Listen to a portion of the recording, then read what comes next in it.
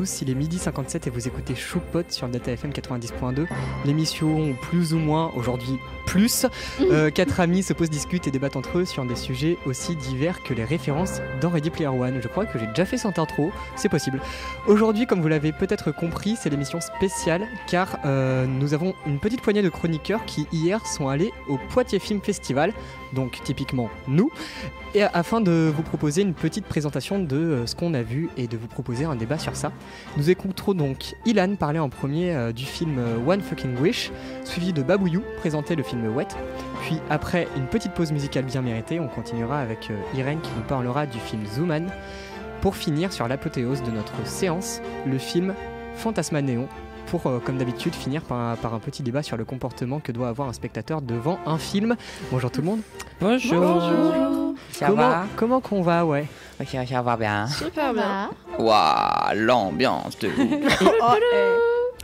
mais juste...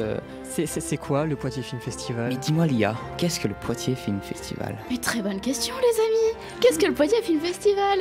Eh bien le Poitiers Film Festival est un festival international des écoles de cinéma dont l'initiative de la création à Tours en 1977 revient à Henri Langlois, fondateur de la Cinémathèque française. Rien que ça là. Depuis 1980, ce festival se déroule à Poitiers, chez nous, la classe, au Théâtre Auditorium de Poitiers ainsi qu'au Tap Castille. Ouais, je savais pas que c'était international, c'est incroyable. Ouais, Tu te doutais pas que c'était international? Sachant Alors que les courts-métrages sont dans toutes les Ouais, langues. c'est vrai. Non, mais c'est vrai. Non, mais ce que je voulais dire, c'est que par international, je pense que peut-être des gens dans d'autres pays savent qu'il y a le Poitiers Film Festival qui existe, Ah, à l'instar yes. du Festival de Cannes, c'est ce que je voulais dire. Ouais, à mon avis, il est Bon. moins connu, mais oui, je Je comprends. pense aussi. Ouais. moi je veux juste dire deux trucs. Premièrement, Lia a une voix de voix off de je ne sais pas trop quoi. Je peux Genre, faire n'importe quelle voix. c'est super drôle. Et deuxièmement, c'est bizarre, la présentation elle a pas changé depuis l'année dernière. Voilà, c'était ma blague d'entrée. C'est fou ça. Lia qui la comprendra dans 4 ans alors que Claire l'a déjà compris, c'est extrêmement bizarre. Non, par rapport au fait qu'en fait c'est logique, ça changera pas parce que ce qui est passé dans le passé est passé. Allez, on met ma virgule hein. Bref, tu vas nous parler de quoi, Artichou? Alors moi je vais vous parler oula. Tu Oh. reposes ta question. Non, je vais lancer la virgule, comme ça tu vas pouvoir Merci. rebondir dessus.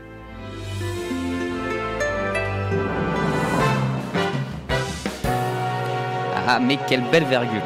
Bon, bienvenue à toi jeune individu fan de ma chronique. Je suis Artichou, le petit dernier des choupottes, et comme chaque semaine, je te présente un film, une série ou des musiques en rapport avec notre thème. Alors installe-toi confortablement, monte un peu le volume et profite de cet instant de pur kiff. Celle-là, je l'ai écrit en entier cette intro, je ne l'ai pas copié-collé à la moitié comme d'habitude. Waouh, incroyable. Bon, alors maintenant, il reste à choisir de laquelle des 5 œuvres du 7e art que nous avons eu la chance de regarder, je vais vous parler. Bon, alors avant de faire un choix, j'aimerais déjà vous dire que j'ai adoré la majorité des courts-métrages qu'on a regardés. Je trouve qu'ils transmettaient tous de vrais messages concrets et qu'ils sont forts en émotion et très bien réalisés, à l'exception d'un petit défaut que je leur trouve à tous, c'est qu'ils étaient tous, parfois un peu trop lents, avec des longs plans fixes qui au final se voulaient peut-être un peu trop poétiques, entre guillemets. Mais bon, mettons ce petit défaut de côté et parlons un peu plus du court-métrage One Fucking Wish du réalisateur tchèque. Alors déjà qu'en français, les noms, je les ai pas. En anglais, encore moins, mais en tchèque. Alors, Au pire, tu Piotr... épelles. Ouais, P-O-T-R. P-O-T-R, je suis trop dans les maths. P-I-O-T-R. Donc Piotr, peut-être, je ne sais pas. Piotr Jasinski. Merci Noé, voilà, c'est exactement ça. Je l'ai prononcé vraiment à la française pure, c'est excellent. Non, mais ça passe mieux que mes prononciations. Oulala. Bon alors. Peter, handicapé moteur, contraint à vivre assis sur son fauteuil. Pardon. Ouah, ça, Non, mais ça va aujourd'hui. Non, c'est bon, je sors de maths, de physique, c'est tout doux le loup.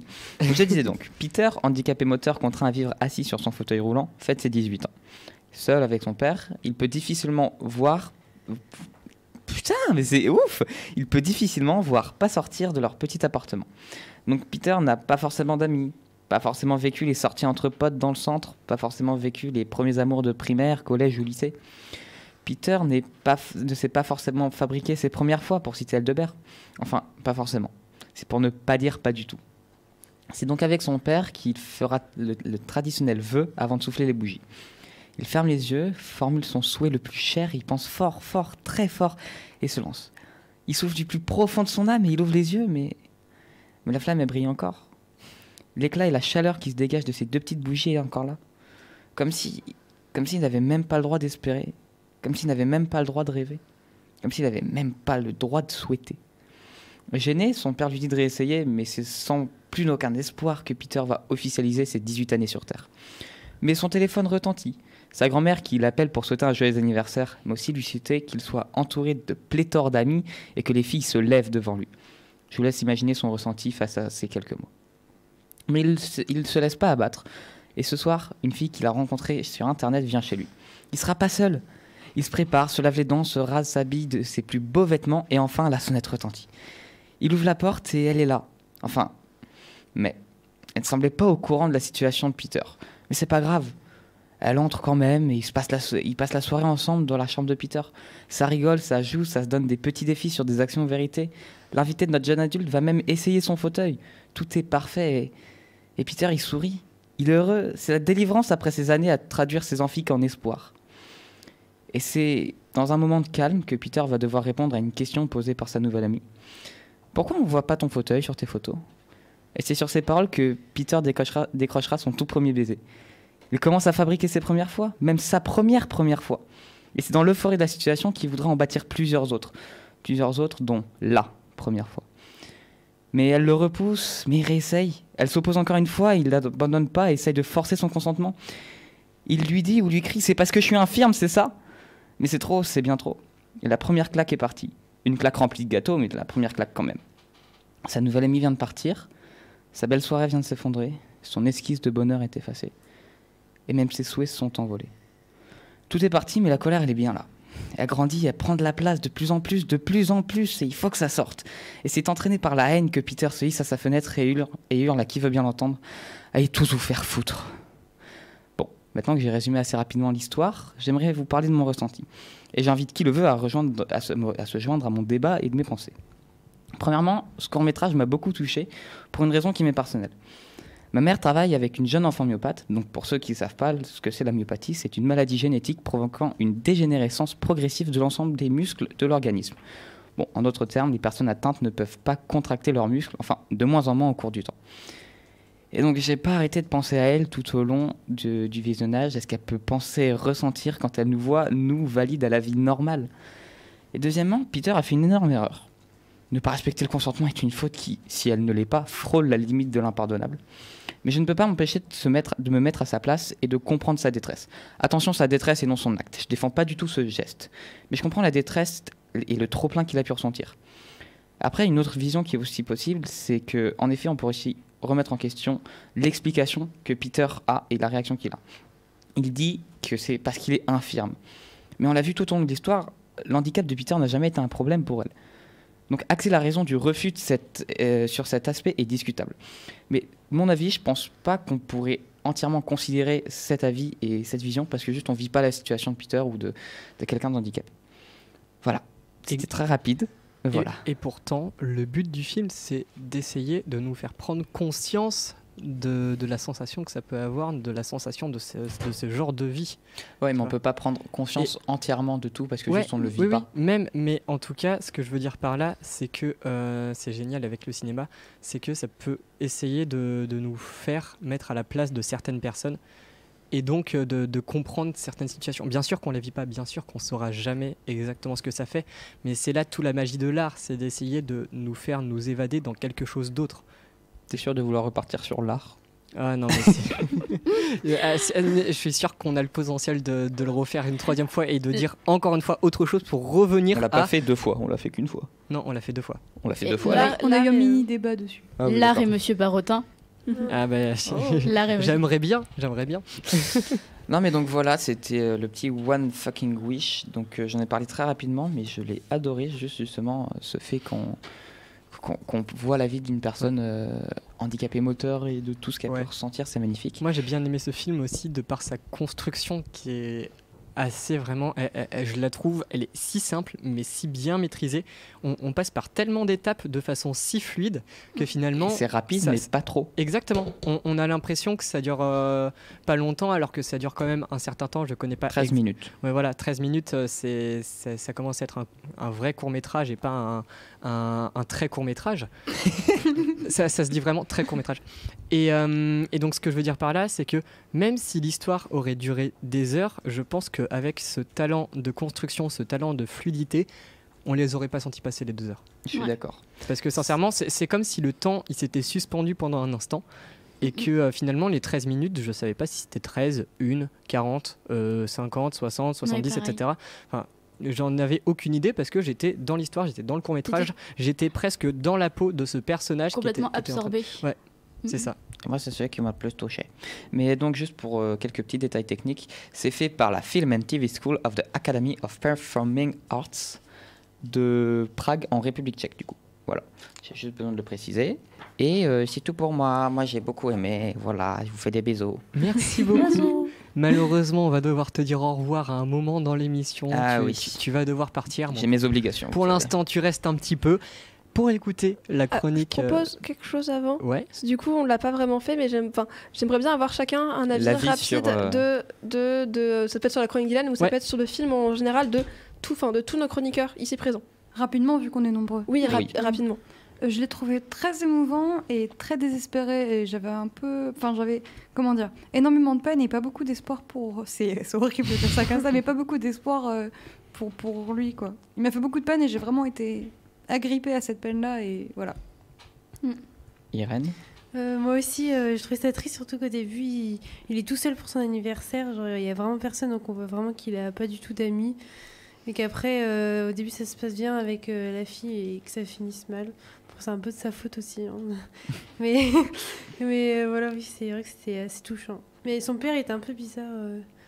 Ah, je pense Mais en qu'il fait, essayait c'est un de. papa poule parce que son- ce qu'il son vit, c'est père- Dieu. Je pense que son père, c'était un peu la caractérisation de nous, c'est-à-dire essayer de comprendre, essayer de faire les choses pour l'aider, mais vu qu'il n'est pas à sa place, il ne peut rien comprendre et ne peut pas faire grand-chose pour l'aider concrètement, et va même devenir jusqu'à intrusif, et va même jusqu'à ne faire l'inverse de l'aider, c'est-à-dire, j'ai pas le mot en tête, mais l'embêter presque, Moi, le gêner plutôt.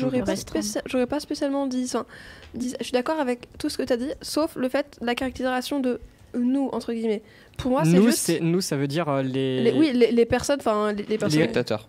Non, pas les spectateurs, juste les gens que t'as caractérisés de, entre guillemets, normaux, Elan, c'est-à-dire... Les valides.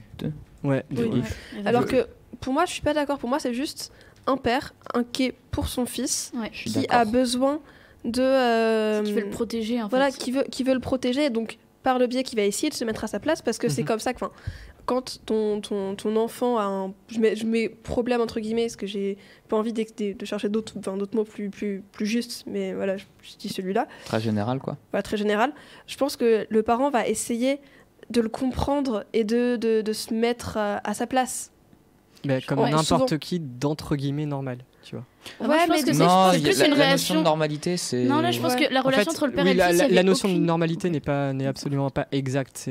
On n'a pas vraiment préparé ce mini-débat, donc on n'a pas de réels mots pour le caractériser. Donc évidemment, les mots ne sont pas du tout péjoratifs quand on les dit tels quels. Je préfère Mais moi, qu'on le dise clairement. Moi, je pense qu'entre le père et le fils, il n'y a aucun rapport au fait qu'il est en fauteuil. Enfin, moi, je pense que c'est vraiment une réaction de Mais je père, suis d'accord. de père aimant, de papa poule, qui est amplifiée par son état, mais parce que je pense que c'est vraiment un père qui veut le protéger et qui pourtant- voudrait en fait prendre sa souffrance à sa place ou vraiment le mettre dans une coquille pour pas qu'il souffre et Pourtant, le protéger de tout en fait. Je pense suis que c'est d'accord Là, avec ça. là, tu dis qu'il n'y a pas de notion de fauteuil, mais pourtant c'est super important dans l'histoire parce que c'est Bah, cet c'est important élément. dans l'histoire, mais c'est- comme le serait n'importe quel problème Ouais, mais qu'un c'est- autre, c'est cet qu'un autre élément. enfant aurait Oui, pu oui, avoir. je suis d'accord. Il aide Comme- au même comme titre n'importe qu'il quel aurait autre un problème. n'importe quel autre problème. Non, pas n'importe quel autre enfant, mais n'importe quel autre problème. Mhm. Le problème, ça C'est aurait ce que j'ai été, dit. ça aurait été qu'il soit pas en fauteuil, ça aurait été une autre chose.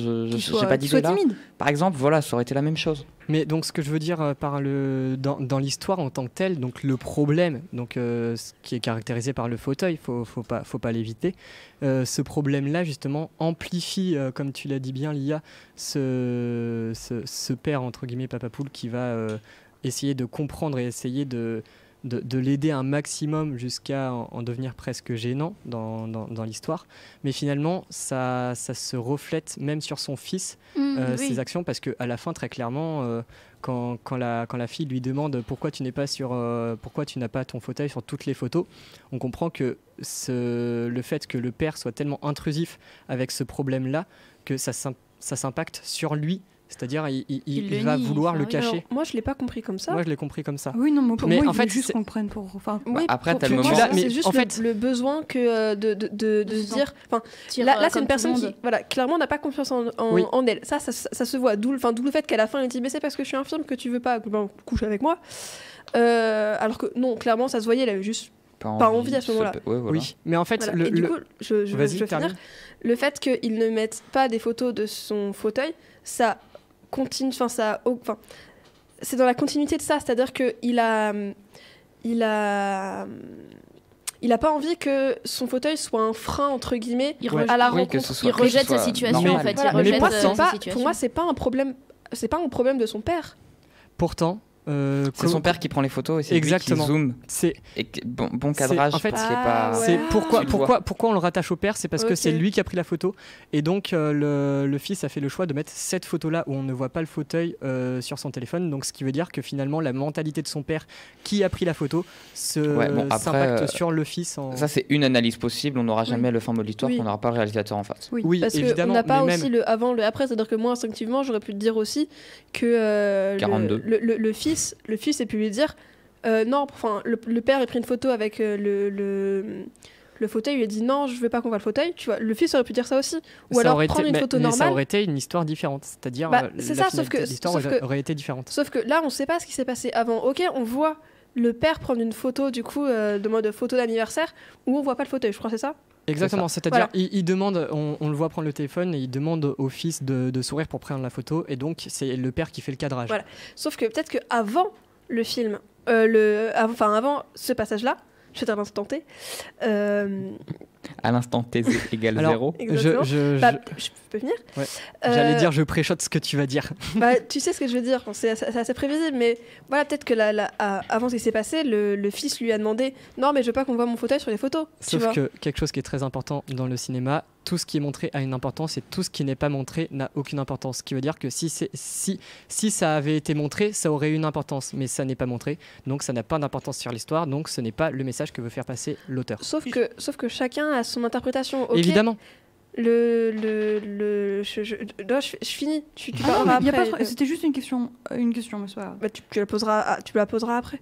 Mais on va partir sur un débat sur le cinéma. Mais pour moi, voilà, le réalisateur te donne une œuvre et toi, en tant que spectateur, tu la prends et tu la comprends. Pas forcément de la façon dont l'auteur voulait que tu la comprennes, mais tu la Exactement. comprends. Mais Pas dis-moi, besoin de Jamy, toi, tes ressentis c'est et ton exactement- vécu. Dis-moi, Jamy, ce serait pas exactement l'une des parties du débat qui vient plus tard? Oui, peut-être. Mais On la garde pour plus tard? seul problème, tu vois, c'est... On la garde pour plus tard? On l'a- Non, parce que le débat va pas commencer par ça. Oui, mais on y arrivera dessus, il faut avancer.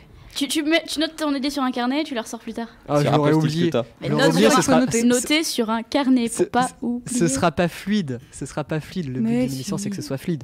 Bref, Babouillou, tu vas nous parler d'un film tout comme Ilan. J'ai cru que ce serait jamais mon tour.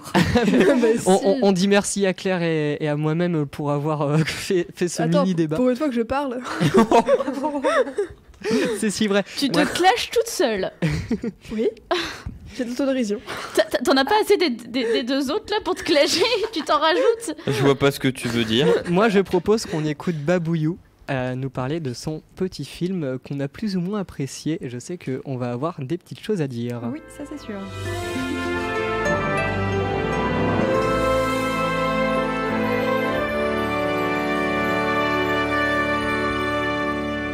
Je suis trop fan de ma virgule. Voilà, Est-ce que je toi aussi tenais tu sais juste pas à trop préciser. comment commencer à parler? Oui, voilà. Non, si, parce que j'ai toujours la même introduction. Donc je commence. Salut à toutes. Je vais donc vous parler pour ma part de Wait. Donc Wait, c'est un court-métrage Wait. de 6 minutes. De Wait, effectivement, Wait, c'est autre chose. Wait, c'est un court-métrage de 6 minutes. Donc est-ce qu'on peut parler de très court-métrage dans ce cas-là? Oui. Ah, bah du coup, c'est un très court-métrage de 6 minutes, réalisé par Marianne Bergenot, Mélina Mendon, Lauriane Monpère, Chloé... Pourquoi tu rigoles? Mon père. Chloé Peyrebrune, bon, j'ai pas les prononciations non plus, et Elvira Tossac. Voilà, c'est fini. Son mystérieux synopsis nous dit ceci. Au royaume de la chair douce et appétissante, le rêve vaporeux d'une femme dans laquelle effleure son affection pour son masseur. Waouh. Moi, je trouve que franchement, il est où j'aime beaucoup ce. Il résume très bien. Il le résume résumé. parfaitement. Mais je trouve C'est en même tout. temps que ça correspond pas à l'ambiance. Ah si, moi, Ah, je Bah, pense ça- que j'ai une petite question pour vous lancer sur un micro-débat à la fin de ma chronique. Ok. D'accord. À la fin de ma chronique, À hein. la fin de ma chronique. À la fin de la Donc, chronique. On pourrait donc s'attendre à un dessin animé doux, rempli de tendresse, très agréable à regarder, alors que, pour moi en tout cas, même s'il correspond aux 2 premiers points, Wet a la faculté de mettre mal à l'aise. Enfin, vraiment pour moi en tout cas. Très très Alors, mal à l'aise. Pour moi. Mais c'est Claire qui n'est pas d'accord. un Claire truc qui de dingue. hésite. Est-ce que je peux faire ma chronique sans... Bon, ok, bah, je dois justifier. Alors- Moi, j'ai trouvé qu'il m'était mal à l'aise, pas par rapport aux questions de désir, etc. Juste parce que je trouvais que la façon dont étaient mis en place les corps était particulière. Chers auditeurs, Et du pour coup, ceux qui la n'ont suite de ma pas, chronique- pour ceux qui n'ont pas compris, Claire a une réaction visuelle en face de Babouillou et donc Oui. a manifesté justement son opposition dans les arguments de Babouillou. Et du coup, je voulais pas qu'on me coupe. Du coup, j'ai préféré pré-shot les Tu t'es arguments coupé qu'on allait me toi-même. donner après. Mais j'allais même pas te couper. Je sais, mais j'avais peur que vous me coupiez.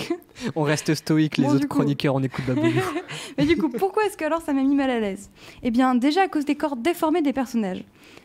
Ça peut vous paraître étrange, mais vu qu'ils ont un crâne tout petit, pointu, un cou inexistant, des formes très lisses et très rondes qui donnent un aspect artificiel et pâte à modeler, personnellement, ça m'a dérangé de ne pas voir des corps comme on expliquait. Vous voyez, c'est comme quand on voit des dessins avec des têtes énormes et des tout petits corps, c'est très perturbant. Les personnages sont volontairement en surpoids et les réalisateurs jouent avec ça pour jouer avec ça, simplement. En effet, ce court-métrage nous offre un rapport très spécial et unique au corps.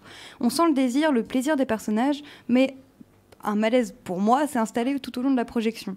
Parce que Wade commence sur un gros plan sur le dos d'une femme qui soupire de plaisir sous les doigts experts de son masseur. On ne sait pas trop de quoi il s'agit au premier abord, on a juste une forme rose, puis on comprend facilement que le premier plan est constitué de peau. Donc cette femme va voler, entre guillemets, puisqu'on comprend dans le synopsis qu'il s'agit d'un rêve, va voler la bague du masseur et l'inciter à la suivre pour qu'il la rattrape. D'abord en quête de sa bague, puis en quête de cette femme.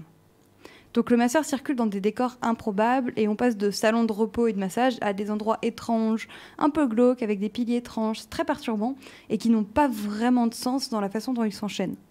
On a également un rapport très étrange au bien-être, parce qu'en dehors de notre masseur et de sa patiente, qui se courent après dans ce monde étrange, les figurants se prélassent, se reposent et se laissent complètement abandonnés à la détente. Et c'est aussi ce côté qui m'a dérangé, c'est ce côté où on est complètement plongé dans cette intimité, dans cette détente, dans ces mouvements lents, comme s'ils glissaient, comme s'ils s'abandonnaient, alors que nous, on n'est pas dans cette ambiance-là, et c'est le décalage entre nos ressentis et celui des jeunes personnes qu'on regarde qui m'a fait un effet étrange. Donc, Wait, c'est quand même surtout une histoire de désir, comme nous l'apprend le synopsis, qui résume très bien le film, en effet. Voilà. Excusez-moi, je m'en mêle. Et même si j'ai plutôt montré le côté dérangeant, parce que c'est particulièrement ce que j'ai ressenti moi, c'est surtout une histoire douce et remplie d'envie entre les deux personnages. Et à la fin de ce rêve, les deux se retrouvent et s'enlacent. Tout tourne autour de cette rencontre qui entraîne dans ce qui semble être soit la réalité, soit une sorte de rêve de cette femme, une envie. Donc c'est vraiment un court-métrage rempli de désir et de douceur que j'ai trouvé très bien exprimé, mais qui personnellement, j'ai trouvé très dérangeant ce côté-là.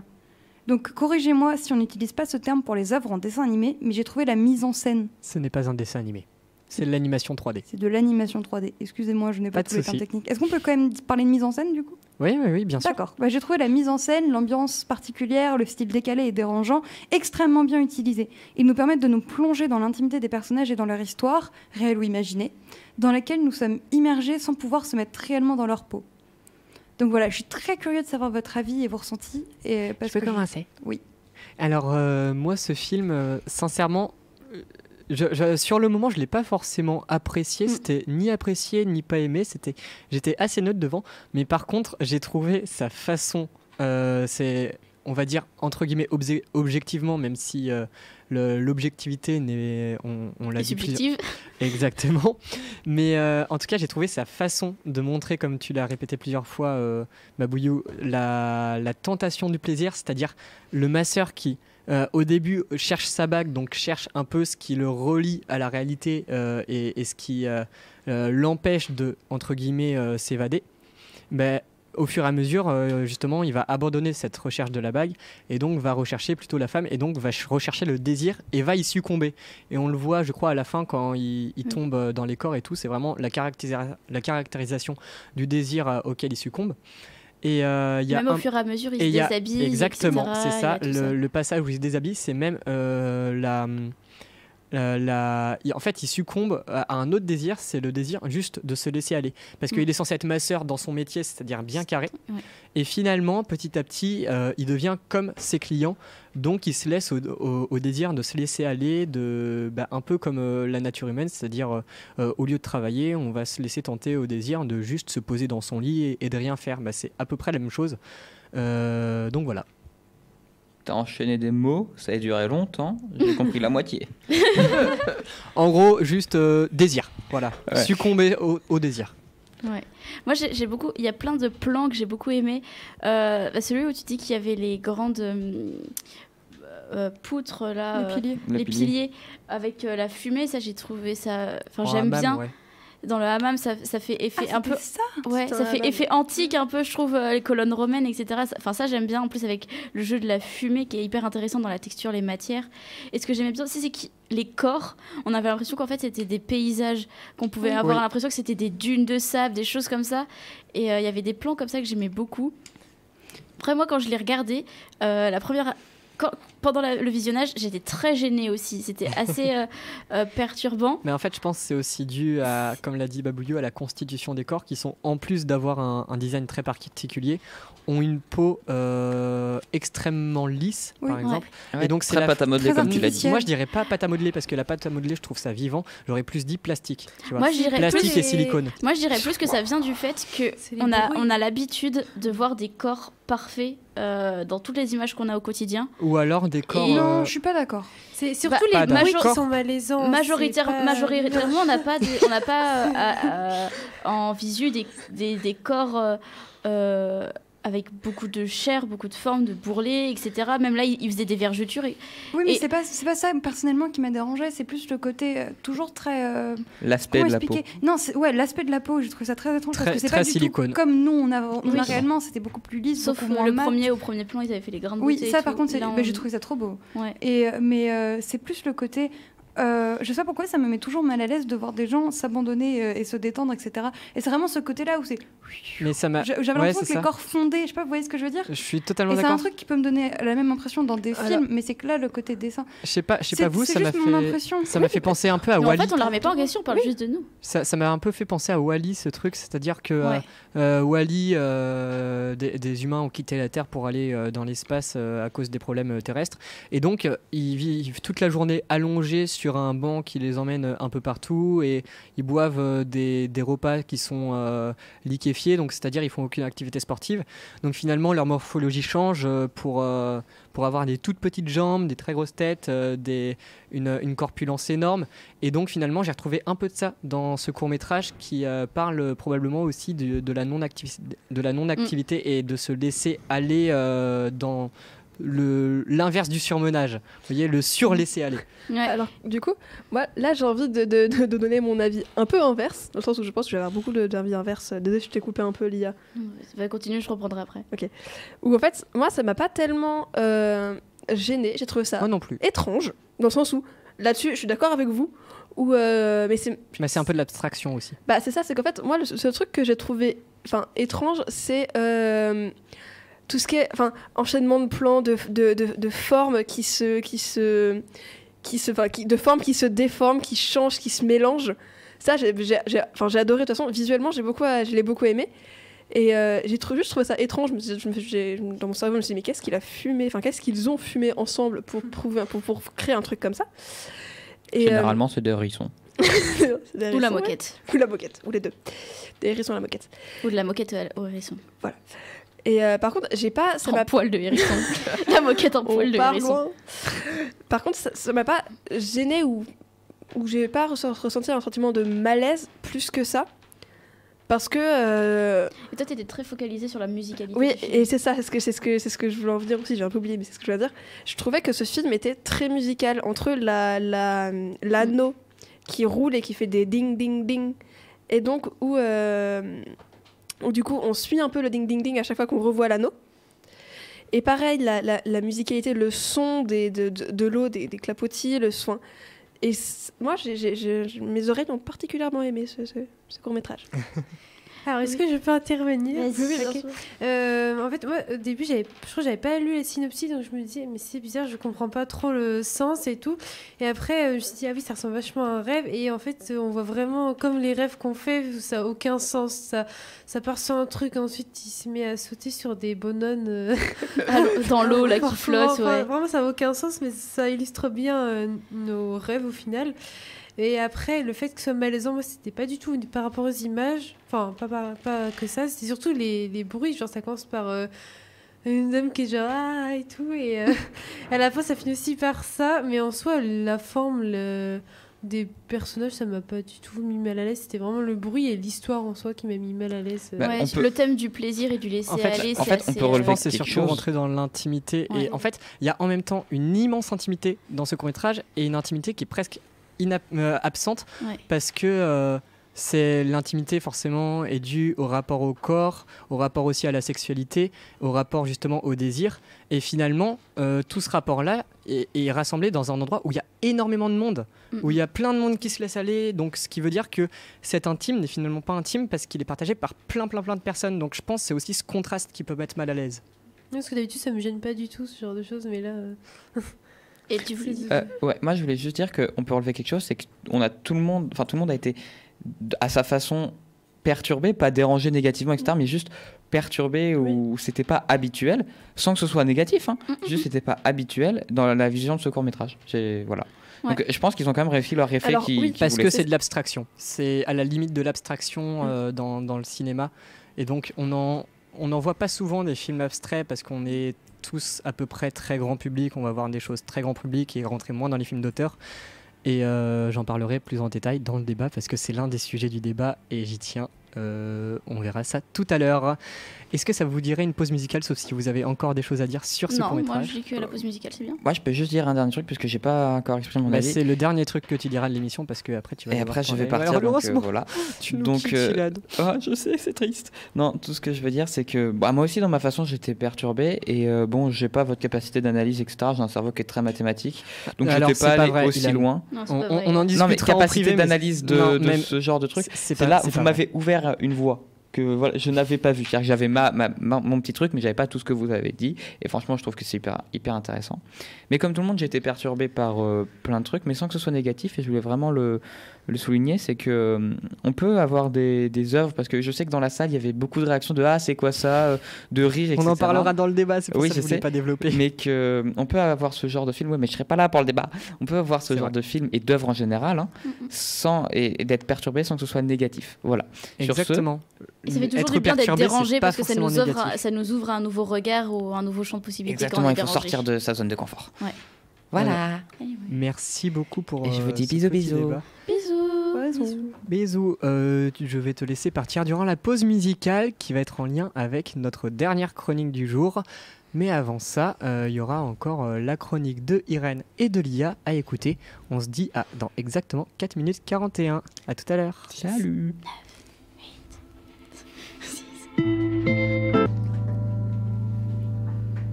C'était Mundo de Espuma, sorti en 2021 sur l'album du même nom par la compositrice Carole Maya, qui est la compositrice du dernier court-métrage dont on va parler.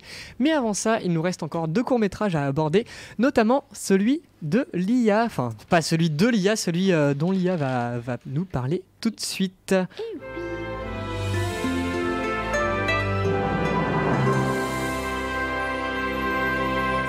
Comment ça, j'ai pas ma propre virgule? Scandale! Mais tu n'es pas une choupotte, voyons. Je vois pas le rapport. Mais moi non plus, je n'ai même pas ma propre virgule. Oh, mon pauvre. Va falloir que tu t'en crées une. Non mais j'en ai déjà une depuis l'année dernière sur mes chroniques du tricotin, si jamais vous avez la référence. Bref, tu vas nous parler de quoi, Et madame? oui, moi je vais vous parler d'un film qui s'appelle Ramboy. Donc bonjour mesdames, messieurs et les autres. Je suis ravie de retrouver les auditeurs de Delta FM pour cette émission spéciale sur le Poitiers Film Festival que j'ai présenté un peu plus tôt dans l'émission.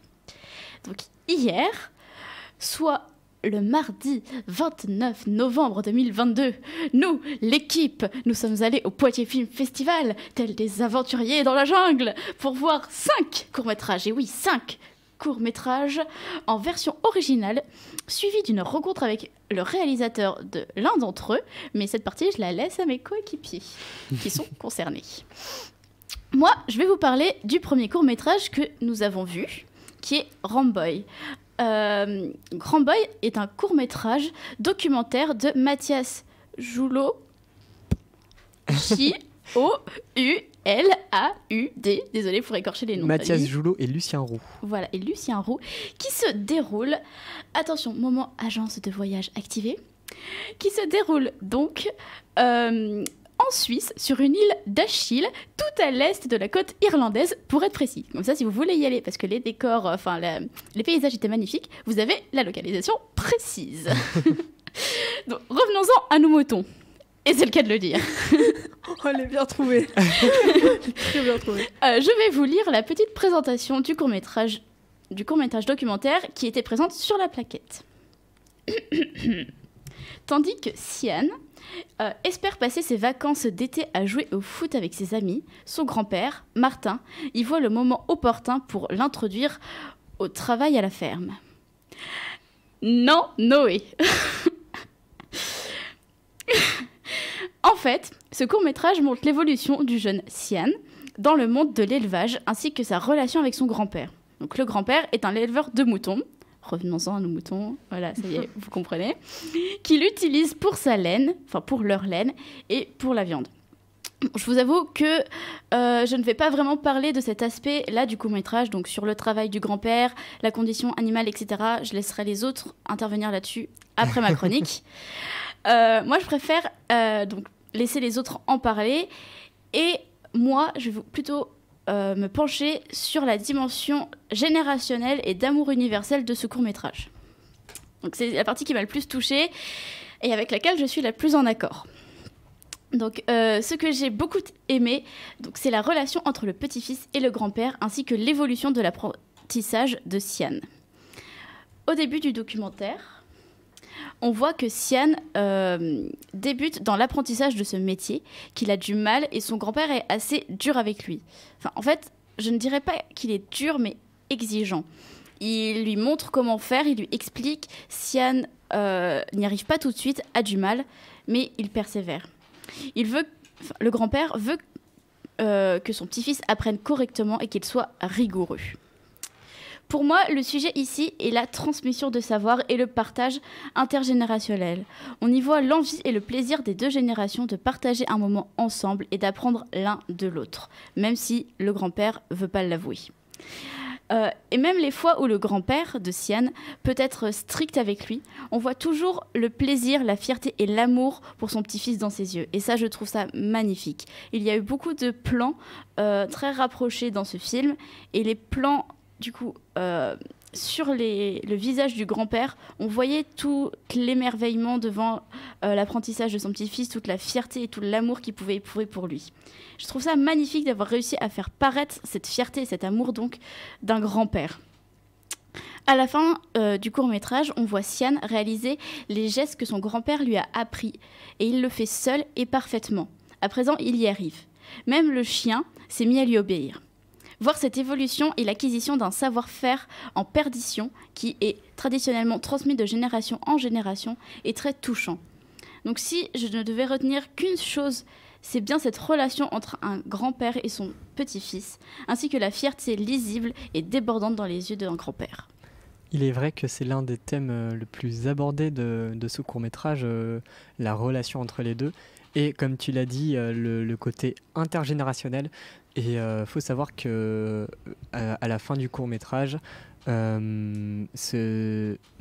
début, Kian n'était pas forcément super motivé pour aller travailler avec son grand-père, parce qu'au début il dit que pendant les périodes scolaires il va l'aider de bon cœur sur son temps libre, et que là pendant les grandes vacances c'est son grand-père qui en profite justement pour lui transmettre ce savoir. Et Kian, lui, il est passionné de foot et il veut travailler dans ce qui est du numérique, c'est-à-dire on en a parlé des GAFAM si vous voulez aller écouter nos autres émissions. Et donc c'est pas du tout en lien avec ce côté fermier entre guillemets, même pas entre guillemets, ce côté éleveur. Et donc il faut savoir qu'à la fin du film, Kian dit que même s'il veut garder cette idée de travail dans le numérique, il a maintenant envie de garder cette tradition et donc d'adopter 2-3 moutons pour continuer de faire cette activité. Et c'est là qu'on voit le côté intergénérationnel génial que nous montre très bien le film. Et même... Et plusieurs fois, il parle de son grand-père, de comment son grand-père a été élevé, Exactement. du regard que son grand-père a sur lui, de leur relation. Il disait justement que son grand-père avait eu une éducation un peu dure, donc enfin un peu dure, du coup, il une éducation ses d'époque. réactions envers Et donc lui, etc. exactement. Et je trouve ça très beau, du coup, les paroles qu'il peut avoir envers son grand-père dans ce court-métrage en voix off. Il y a un plan qui m'avait particulièrement marqué, c'était à la toute fin sur la plage, quand il y a le plan resserré sur le visage du grand-père et que on a tellement l'habitude de le voir stoïque que là il était très clairement genre stoïque avec un visage presque décomposé entre guillemets, c'est-à-dire il n'avait aucune expression, mais avec ce plan, on voyait tellement de fierté dans ses yeux, c'était assez incroyable. J'ai trouvé les plans magnifiques. La technique, vu que c'était un documentaire, la technique cinématographique était un peu en deçà de ce qu'on aurait pu attendre d'un film de cette qualité, j'ai trouvé, parce que parfois les plans étaient vraiment sous-exposés. On avait peine à y voir, surtout avec une ampoule qui n'est pas forcément toute neuve dans la salle de cinéma. Mais même avec ça, ça nous rapproche de l'authenticité de cette histoire. Et sincèrement, j'ai été beaucoup touché par ce documentaire. Seulement, il y a un petit sujet qui fâche. Je sens que Claire va avoir des choses à dire. Je sens que Babouillou va avoir des choses à dire. C'est le traitement des animaux. Parce que oui, un éleveur traite ses animaux, même dans le plus grand respect. Il va quand même y avoir une certaine soumission des animaux. Et je te laisse en parler, Claire, toi qui veux réagir là-dessus. C'est ça, où globalement, on redébriefait à la fin, donc, quand on est sorti de la salle de cinéma. Et donc on redébriefait notamment de ce court-métrage-là, où moi, vraiment, je disais que, limite, ce court-métrage m'a plus dérangé que celui où on parlait tout à l'heure. Donc Babouillou a fait la présentation de Wet. Parce que, moi, en fait, c'est le traitement qui était infligé aux brebis qui m'a choquée, en fait. Et que, même si, c'est horrible que ce soit quelque chose de commun, ce traitement-là, je trouve ça juste banalisé. Qui est banalisé, c'est ça.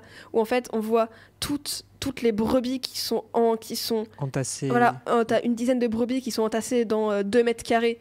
Franchement, 2 mètres carrés, c'est petit pour une dizaine de brebis.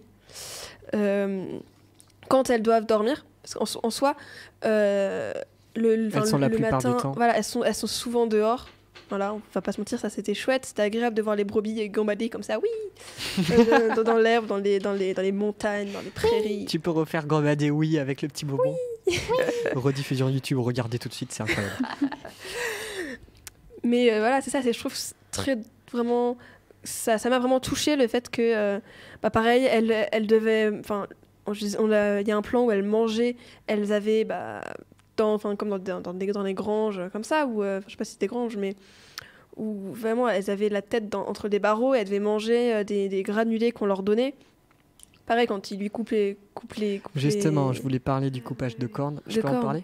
Oui, si tu veux. Mais en fait, c'est l'un des exemples qui m'a le plus marqué, parce que dans le documentaire, c'est montré de façon la plus réelle possible, et dans cette façon, on voit forcément cette certaine soumission de l'animal qui est extrêmement présente, et donc une certaine violence dans la tenue de l'animal pour pas qu'il s'enfuit.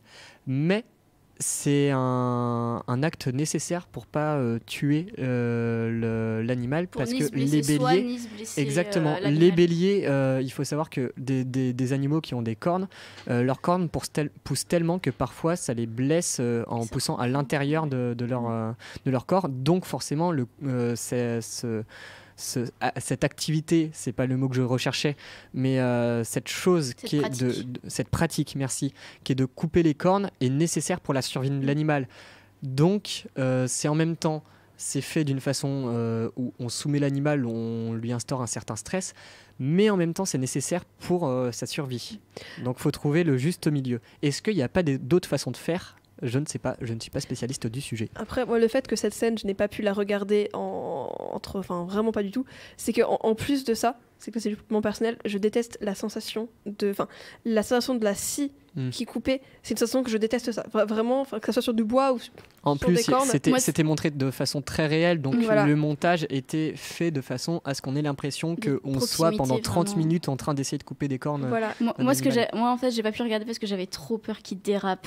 Pareil. Moi, c'était ça qui me tordait le ventre. En soi, qui coupe la corne, je sais que du coup, ça peut être dangereux pour l'animal, pour lui-même, mais aussi pour les autres dans la meute. Enfin, c'est pas une meute, mais enfin voilà. Mais moi, j'avais trop peur que, surtout quand c'est du coup Sian qui a repris pour pouvoir commencer à couper, qu'il était du mauvais côté, etc. Je me suis dit, oh, il va déraper, il va blesser l'animal, il va y avoir du sang et tout. Et en fait, non, ça s'est bien passé. Babouillou, tu veux réagir? Je sais que... Bon, là, j'ai vu un film... Il y a un rapport, je vous promets. J'ai vu un film qui s'appelle Io, mais qui s'écrit EO. C'est un film magnifique dont je veux absolument vous parler dans une émission. Tu veux absolument que je le regarde. Je veux absolument que tu le regardes et je veux absolument en parler dans une émission. Il est magnifique, c'est un film d'auteur, je crois. Mais je suis pas sûre de moi. Et c'est un film qui parle de la maltraitance animale, des abattoirs, etc. Et ce fait que j'ai vu ce film, mais c'était tellement violent que ça m'a vraiment marqué à fond. Et en fait, le fait de voir ce court-métrage, c'est tellement... En fait, c'est que c'est limite des conditions qui sont... Genre, comment expliquer ça? C'est limite des super bonnes conditions par rapport à ce qu'on inflige aux animaux d'habitude. Et c'est que ça m'a moins traumatisée, moins choquée, etc. Parce que je sortais de ce film-là qui m'avait vraiment horrible. Ne le regardez pas, toutes les deux. Lia et Claire, vraiment, ne le regardez pas. Ça m'a tellement marqué que à côté, ça me paraissait limite des bonnes conditions pour un animal. Et c'est affreux de se dire que non seulement c'est dur de leur infliger ça, et en plus c'était des bonnes conditions, enfin c'était des conditions pas bonnes, mais des bonnes conditions respectueuses. par rapport à ce qu'on... Voilà, c'est limite, l'éleveur pourrait vous dire, bah, c'est ce qu'il y a de mieux.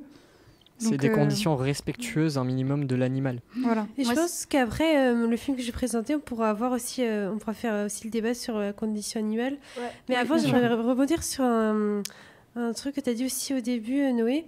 C'est que dans ce film, on voit un peu la vraie vie et tout, parce que souvent dans les C'est films... un documentaire, donc ouais, c'est normal que ça montre Ouais, la C'est un vie. sais, film mais- documentaire. Il y a un peu de fiction dedans. Enfin, un petit peu alors, quand même. on dit pas un film documentaire pour dire de la fiction, on dit un documentaire fiction à la limite, mais en fait un documentaire est un film à part entière. C'est-à-dire on peut le prendre de la même façon qu'on prendrait de la fiction. Mhm. Donc je crois que c'est un documentaire. Si je me trompe pas, c'est vraiment un documentaire et il y a très peu de fiction dedans. Mm.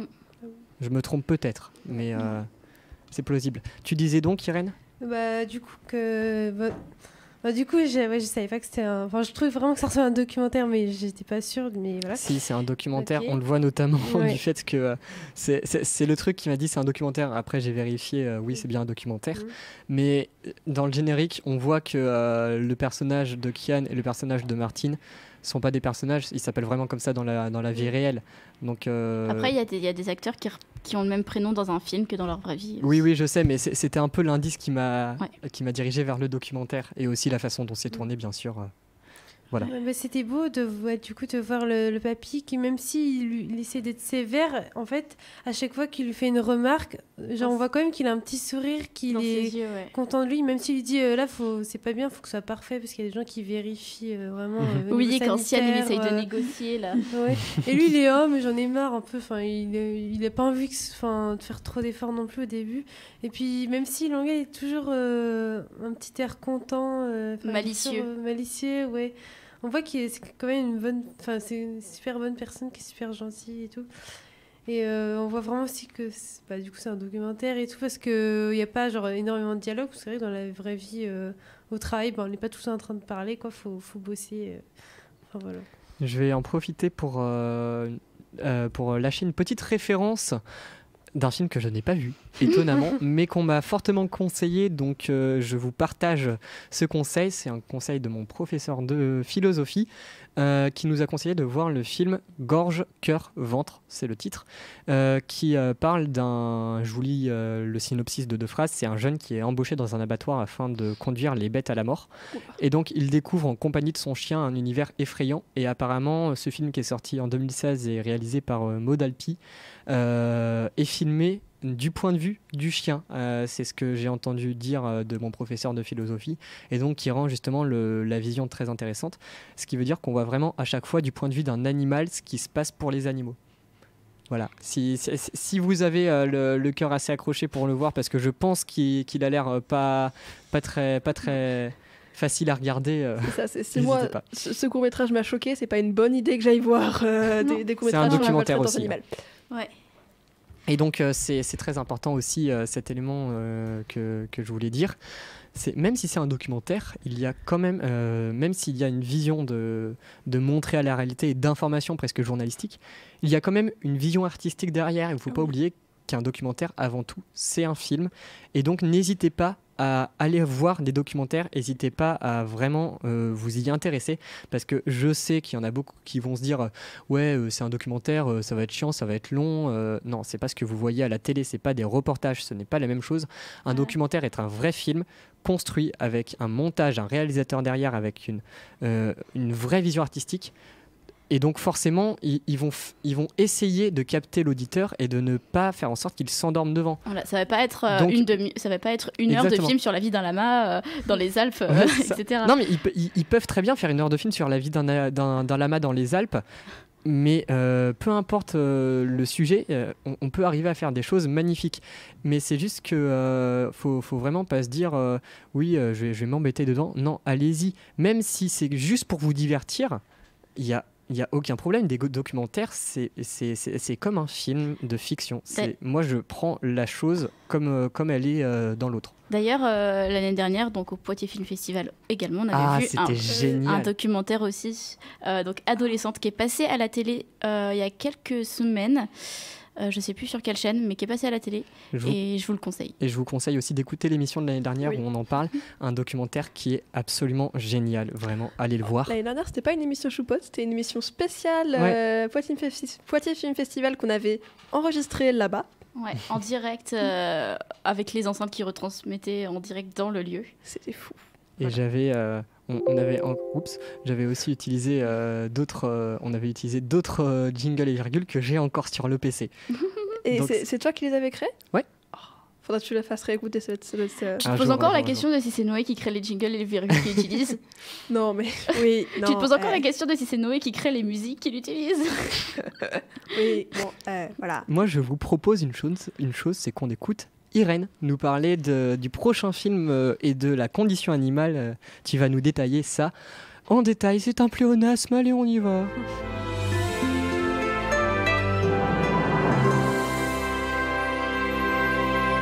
Donc, comme l'a dit Noé, je vais vous présenter un court-métrage qui parle des animaux, enfin la condition animale. Et il s'appelle Zooman et il a été réalisé par Honor Price. Voilà. Et c'était un court-métrage de 9 minutes. Et c'est assez spécial parce que c'est du stop motion. Donc, est-ce que j'explique ce que c'est ? Oui, vas-y, bien sûr. N'hésite pas. Donc le stop motion, c'est prendre plein de photos à la suite et à chaque fois de changer un petit détail pour faire un mouvement. Et après, quand on assemble les images, ça crée le mouvement en entier. Et les personnages sont réalisés en pâte à modeler, ça peut être en carton, avec des structures en métal à l'intérieur. C'est en gros une méthode de tournage de film qui est basée sur le mouvement d'une maquette et donc qui va être basée aussi sur l'image par image. C'est un peu le même principe que, je sais pas si, alors j'ai plus le nom exact, mais quand on a un petit livre et qu'on fait passer d'un flipbook, c'est le même principe. Même c'est peut-être moins parlant pour les gens, mais c'est un parallèle qu'il faut faire. C'est le même principe que de l'animation 2D, qu'un dessin animé à proprement parler, parce que les dessins animés, les animateurs vont dessiner à chaque fois dessin par dessin en bougeant un petit détail pour créer le mouvement. Et c'est la même chose en stop motion, sauf que là, on prend des photos à la place de faire des dessins. Et donc ce film montre un zoo inversé, je vous explique. La première scène commence par un homme aux toilettes qui essaie de faire ses besoins tranquilles, quoi. Et plein d'animaux le prennent en photo par la fenêtre et c'est vraiment une bête de foire. Et cela fait un parallèle au zoo. Bon, on est tout le temps en train de prendre des photos, à taper sur les vitres pour faire « Oh, regardez le singe et tout ». Et comme ce sont des animaux dans les zoos, on ne pense pas à l'intimité, la liberté, le bonheur des animaux. Ils sont enfermés et font tous les jours la même chose en raison du peu d'activité et d'espace possible. C'est une vie morne sans attrait. Donc dans ce film, tous les jours, on voit un bonhomme qui est dans une minuscule maison avec des fenêtres pour que les gens, du coup les animaux l'observent. Et tous les jours, il appuie sur un bouton, il va travailler, ensuite il appuie sur un autre bouton, il va manger, il appuie sur un autre bouton, où il y a écrit lit, il va dormir. Et tout est contrôlé, tout est prévu à l'avance et tout se répète comme une boucle infinie. Comme les animaux dans leur cage qui font leur tour de leur cage et ne peuvent pas gambader, jouer, tous les jours font pareil. Et là, donc, ce film inverse ses rôles et montre que le traitement que nous avons pour les animaux est invivable et que voir un animal traité comme une bête enfermée nous bouleverse. On se met à la place des animaux dans ce film. Et en effet, ce court-métrage est assez touchant dans l'histoire comme dans l'image, qui est très bien réalisé, surtout que le stop-motion est un procédé très long à produire. Et il montre aussi notre rapport aux autres, quand l'homme qui a toujours été seul découvre une femme, même s'il fait un peu pitié.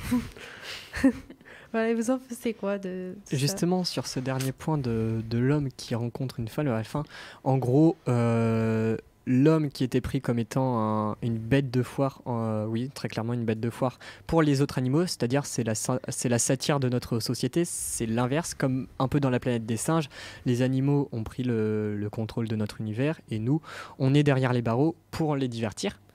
Et donc, à la fin, l'homme, je te donne la parole après, Babouyou, à la fin, l'homme sort de sa cage et s'échappe, exactement, et trouve d'autres hommes qui étaient encore en liberté, c'est-à-dire des vrais êtres humains comme nous, donc qui n'ont pas été élevés en cage, en captivité. Et donc ici, il y a un parallèle très fort à faire, je trouve, avec l'éducation.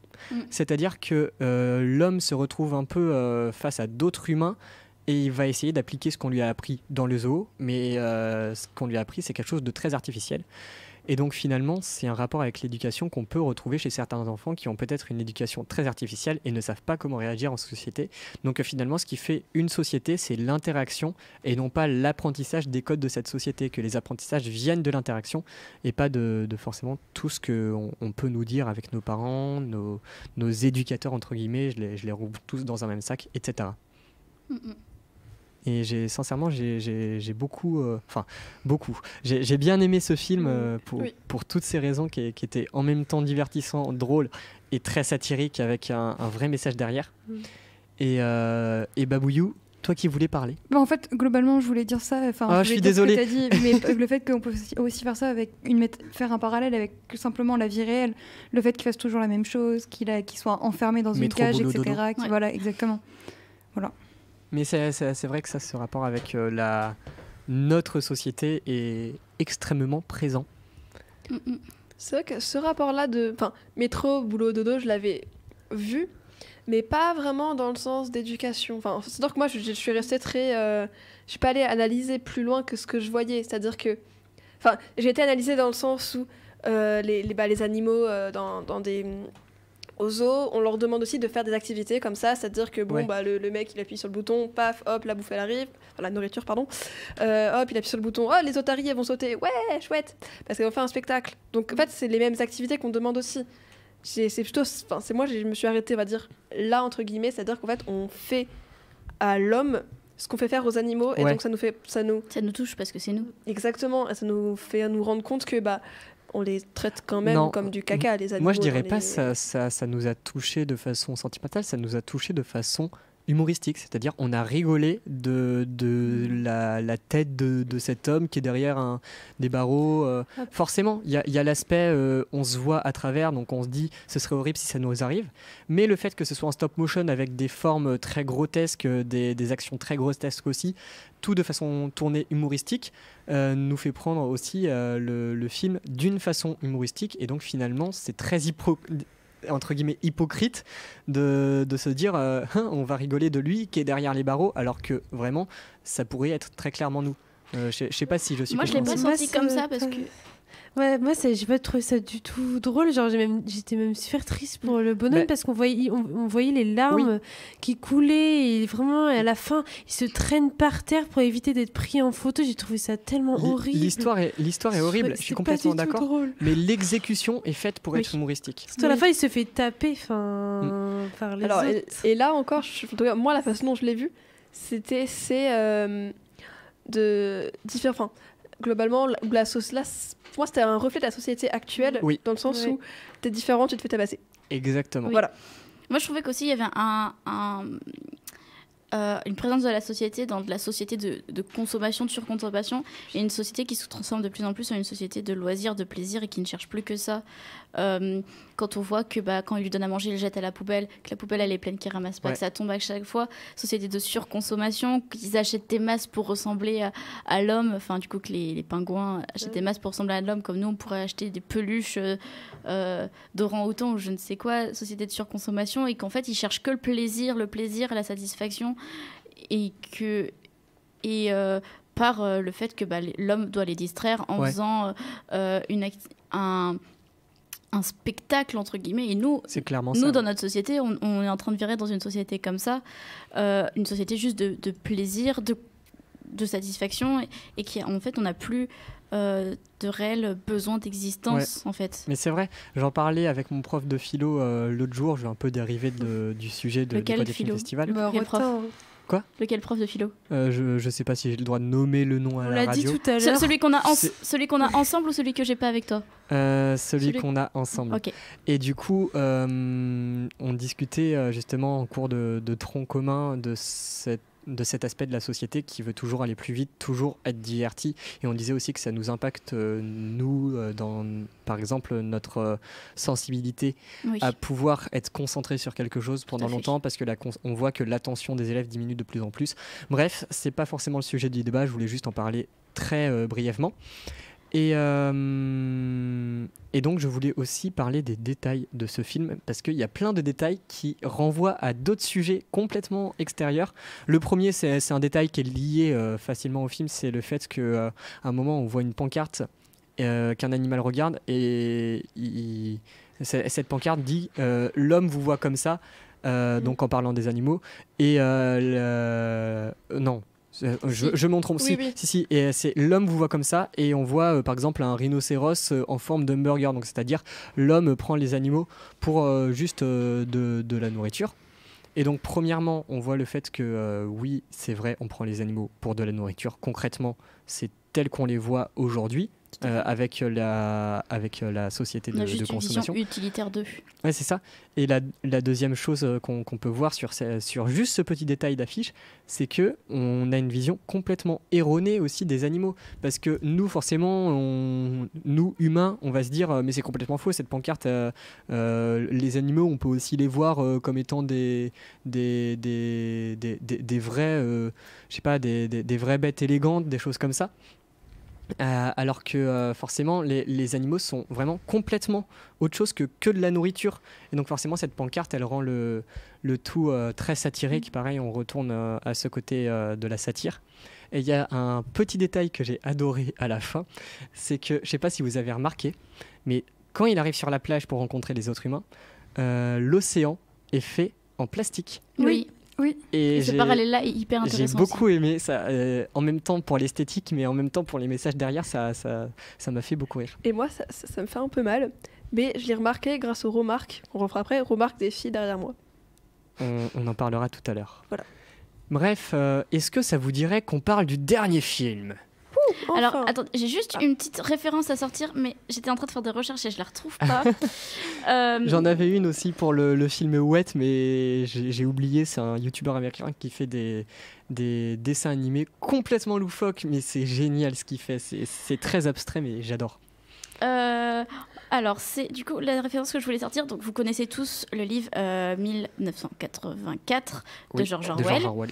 Et donc, la référence que je trouvais pas, c'est que George Orwell, son professeur, a écrit un livre qui est sorti à peu près en même temps que lui, qui expose à peu près la même thèse donc d'un monde défaillant, d'une société défaillante, mais pas pour les mêmes raisons. C'est-à-dire que George Orwell, c'est un système politique d'une dictature, en fait, quelque chose comme ça, de surcontrôle de la population, mais dans le livre qui a été écrit donc, par le professeur de George Orwell, c'est du coup la cause de la société défaillante, c'est une société de surconsommation, de plaisir, etc., comme on peut le voir en fait justement dans ce court-métrage, où du coup une société de plaisir, de consommation, où en fait l'homme ne cherche plus que ça et du coup ne s'occupe plus de lui, ne s'occupe plus de la politique, ne s'occupe plus du monde, il s'occupe juste du fait qu'il veut toujours plus, et il veut toujours plus de plaisir, être heureux, être complet, entre guillemets, alors que ça fonctionne pas. C'est un plaisir illusoire et un bonheur illusoire. Et du coup, la société est défaillante à cause de ça. C'est un récit philosophique presque. En fait, c'est un livre, un roman comme 1984, mais qui expose la même thèse, mais pas pour les mêmes raisons, en fait. C'est vraiment... Et ils sont sortis en même temps. C'est très intéressant. Mais voilà, il y en a un qui a éclipsé l'autre. Exactement. Je propose qu'avec Claire, on passe à une petite chronique... plutôt grosse chronique, plutôt grosse chronique commune sur le dernier film de ce Poitiers Film Festival qu'on a visionné, qui s'appelle Fantasma Néon. Et on se dit à tout de suite pour la... Sincèrement, j'ai la flemme de faire une transition. Let's go.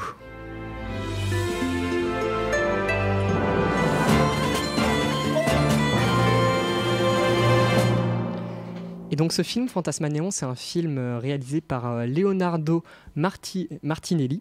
J'ai pas réussi à prononcer un nom, vous vous rendez compte.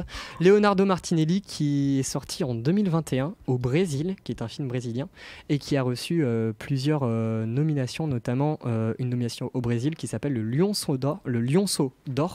Je le dirai pas en brésilien, qui est un prix de court-métrage.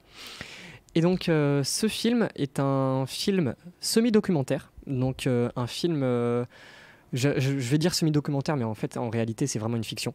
C'est une fiction qui prend la forme d'une comédie musicale. Et au tout début du film, on a tout de suite on voit des livreurs un peu Deliveroo en France qui chantent, et ça nous surprend. Et ça nous met tout de suite dans l'ambiance de ce film qui raconte justement l'histoire, le quotidien de ces livreurs qui doivent se débrouiller pour survivre dans des situations très précaires au Brésil.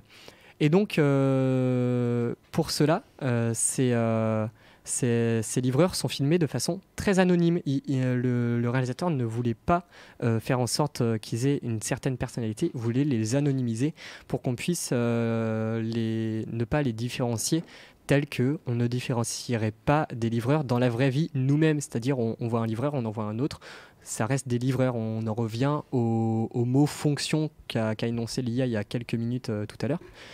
Et donc, on alterne entre des phases beaucoup plus documentaires où on voit la réalité de ces livreurs, ce qu'ils vivent, c'est-à-dire le fait qu'ils veuillent s'acheter du meilleur matériel, par exemple des motos, mais ils ne peuvent pas, ils doivent se débrouiller avec leur vélo, à passer entre les voitures pour arriver à temps à... Parce qu'il n'y a pas de piste cyclable Exactement, là-bas. parce qu'il n'y a pas de piste cyclable pour arriver à temps à faire leur livraison. Et même leurs livraisons qui sont très clairement catastrophiques, les restaurants qui mettent 3 fois trop de temps à préparer les commandes et s'en foutent du livreur et donc par conséquent du client. Et le client qui lui n'est pas content parce que le restaurant a oublié de mettre telle sauce, ça retombe encore une fois sur le livreur. Et donc on remarque dans le film quelque chose qui est dit très régulièrement, le fait que on dit beaucoup que les livreurs ont beaucoup d'avantages, c'est-à-dire c'est comme ça qu'est présenté le métier aux gens qui veulent faire ce métier, c'est-à-dire vous avez beaucoup d'avantages, vous choisissez vos horaires de travail, vous avez un salaire qui dépend de comment vous allez travailler, de combien de livraisons vous allez faire, etc. Donc on présente essentiellement les avantages. Sauf que pas du tout, c'est des situations extrêmement précaires, des employés qui sont vraiment sous-payés. Et donc ces employés, ces livreurs, vont dans ce court-métrage avoir une certaine arme pour sortir de cette situation, entre guillemets, enfin sortir de cet état d'esprit complètement oppressant qu'implique leur livraison. Et cette arme, c'est la musique et la danse. Et on alterne entre des phases de plans fixes de ces livreurs et de comment ils racontent en voix off leur quotidien. Et donc, on alterne entre ces phases-là et des phases beaucoup plus mouvementées en même temps, et dans la caméra, et dans leurs mouvements eux-mêmes, car ils dansent, ils font une comédie musicale, et je laisse Claire vous en parler. Donc voilà, pour ma part, moi aussi, je vais vous parler de Fantasma Néon, mais je ne vais pas refaire la présentation très complète de Noé sur ce court-métrage. Je vais rester principalement sur le côté artistique et les influences de cette œuvre, parce qu'à ce niveau-là, on peut la qualifier d'œuvre. Bon, pour parler de ce court-métrage, sans parler des danses. Je commence par mon point préféré, parce que, rappelons-le, pas de comédie musicale sans danse. Chacun y trouve son bonheur. Pour ma part, j'ai adoré les passages plus modernes jazz. Et ce qui fait plaisir, c'est que les chorégraphies sont plutôt simples. Attention, je ne dénigre pas, et loin de là. Je dis juste qu'en regardant les chorégraphies et les mouvements des danseurs et danseuses, je me suis vue danser avec eux, car c'était des pas que je connaissais, des pas de base de modern jazz, mais très bien faits et très bien intégrés. Léane, donc, qui n'a pas pu venir pendant cette émission, mais qui était là hier pendant la projection, m'a dit qu'elle reconnaissait mon style de danse et j'ai été très flattée. Et il n'y a pas que du modern jazz. On peut aussi voir de la danse urbaine, de la danse un peu plus traditionnelle, quelques bases de classique. Il y a vraiment de tout. Je voudrais aussi m'arrêter ici pour faire une petite pause et remettre les choses au clair. Les danses étaient magnifiques, poignantes, entraînantes, et ça, je pense que je vous l'ai déjà bien fait comprendre. Mais ce que je ne vous ai pas dit, c'est que les acteurs que l'on voit à l'écran ne sont pas tous des acteurs et des danseurs. En effet, après la projection, nous avons eu la chance d'échanger avec le réalisateur Leonardo Martinelli, et j'ai pu lui poser la question suivante. Est-ce que les acteurs à l'écran sont tous des acteurs ou il y a aussi de vrais livreurs brésiliens ? Et sa réponse a été qu'il y avait bien des vrais livreurs brésiliens en plus des acteurs et des danseurs. D'où la partie documentaire dont j'ai parlé avant. Exactement. J'en reviens à la danse pour vous montrer qu'un travail énorme a été fait, car ces livreurs et livreuses ont aussi dansé. Je trouve incroyable l'investissement que s'est donné le réalisateur. Bon, j'avoue, je me suis peut-être un peu laissée emporter par la danse. Du coup, je vais vous parler du deuxième point, sans lequel une comédie musicale ne pourrait jamais être réalisée, la musique. Les principales musiques sont un savant mélange entre le jazz et le rap. C'est aussi un peu le cliché des comédies musicales avec le personnage principal qui chante sa chanson et qui est rejoint par plein d'autres personnes et d'un coup. Et ça reste très agréable à voir. En plus de ça, nous pouvons aussi entreapercevoir un peu des arts du cirque, des gens sur leur vélo qui font des trucs sur leur roue arrière. C'est très, des arts très beau. très urbains aussi. Voilà, des arts très qui urbains. sont liés à la rue. Exactement. Et le réalisateur a aussi beaucoup mis l'accent sur les arts plastiques dans ses décors. Des collages de papier, des fresques, des graphes, des arts de la rue. Du Tout street ça- art, ouais. Du street art, exactement. Tout ça prend une place importante des décors. En termes d'influence, le réalisateur revendique principalement deux types d'inspiration. Le cinéma contemporain brésilien et les comédies musicales, dans toute logique. Les comédies musicales des années 40-50 à peu près, c'est la référence Exactement. qu'il a donnée. C'est ce que j'ai bien juste après. West Side Story, si vous voulez Exactement. voir, qui est un peu après les années... J'ai bien juste après. Ah, En ce qui concerne le cinéma brésilien, c'est dans les thèmes et dans le documentaire. Il montre la vraie vie des livreurs et leur précarité dans les rues brésiliennes, d'où l'importance du street art, des danses urbaines, de ce qui se fait dans la rue. Quant aux comédies musicales, il s'inspire de l'âge d'or des comédies musicales du cinéma hollywoodien telles que West Side Story, comme tu l'as dit. l'une des meilleures. Voilà, exactement, je l'ai jamais vu. Non, vraiment. Ça, vraiment, Ah, faut que tu la vois. je suis d'accord. Les musiques sont exceptionnelles de Leonard Je- Bernstein. Je les connais aussi un petit peu quand même.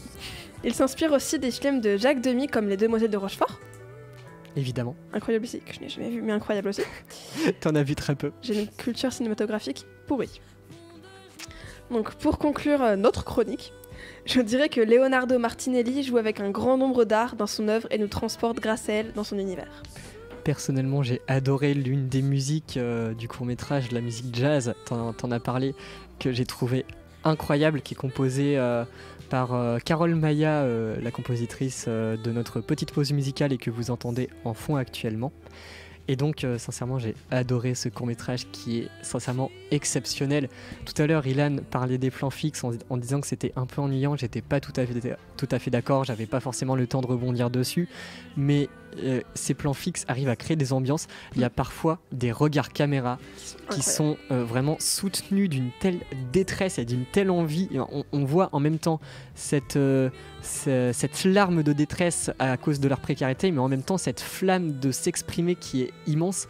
Et donc vraiment j'ai adoré cette envie d'initier une révolution, un changement. Exactement, j'ai adoré ce court-métrage. Et donc je vais aller un petit peu plus profondément dans la présentation pour parler notamment du fantôme. C'est exactement là où je savais que tu voulais en parler et donc c'est pour ça que j'en parle. Il faut savoir que dans le court-métrage, il y a un fantôme qui revient 2 fois, si je ne me trompe pas. Je dirais plus de 2 fois, moi j'aurais vu 3 fois. Je l'ai vu 2 fois, exactement. Moi je l'ai vu que 2 fois aussi. Moi il me semble l'avoir vu 3 fois. Et donc ce fantôme est fait pour qu'on le remarque nous et donc de façon juste découper un petit peu les bords de l'image. Voilà, un peu cet effet-là, si vous avez la référence. Vous devez avoir la référence. Vous avez la référence? Qui n'a pas la référence? Et donc ce fantôme, on peut le caractériser de plein de manières. Le réalisateur n'a pas voulu trop le détailler non plus, mais il a quand même donné quelques pistes, notamment le fait que ces livreurs sont invisibilisés, je l'ai dit notamment dans ma petite introduction, et donc sont invisibilisés aux yeux du monde. Mais ce qui est assez fou, c'est que les livreurs ne le voient même pas, ce fantôme. Et donc c'est là qu'on peut se demander finalement, qu'est-ce qui fait là? S'il n'est pas visible des livreurs et pas visible de la population en règle générale, mais qu'il est visible pour nous, ça veut forcément dire quelque chose. Et sincèrement, c'était très compliqué d'essayer de trouver une signification à ça peut être aussi ça. Un peu comme, pas comme l'épée de Damoclès, mais comme une ombre qui plane sur eux constamment. C'est ça, c'est-à-dire finalement, c'est ce que j'appelle l'épée de Damoclès, c'est ce que je voulais appeler un peu leur karma, leur destin. Ils sont un peu enfermés, ils n'ont pas le choix de vivre comme ça. Et une fois qu'ils sont dans ce mode de vie, c'est qu'ils ne peuvent ni quitter leur taf parce que sinon, ils n'auront jamais leur salaire et ne pourront plus vivre. Et ils sont obligés d'y rester et de rester dans cette précarité qui malheureusement ne les épanouit absolument pas. Tout à fait.